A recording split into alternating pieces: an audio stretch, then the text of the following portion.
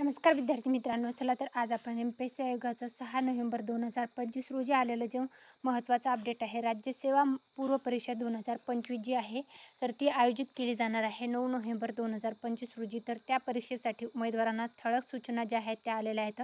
महाराष्ट्र नागरी सेवा राजपत्रित संयुक्त पूर्व परीक्षा 2025 ही जी पहिलीच परीक्षा असणार आहे, जाहिरात क्रमांक 12/2025 जी आहे, तर त्या परीक्षेमध्ये डिस्क्रिप्टिव्ह पॅटर्न जो आहे तर तो लागू झालेला आहे.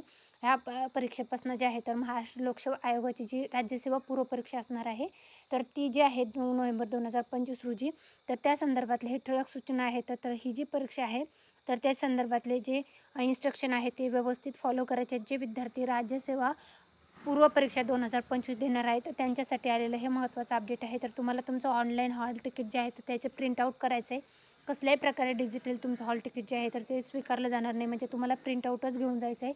सोबत तुम्हाला एक ID, ओरिजिनल ID आणि त्याचा एक झेरॉक्स घेऊन जायचा आहे सोबत जे आहे.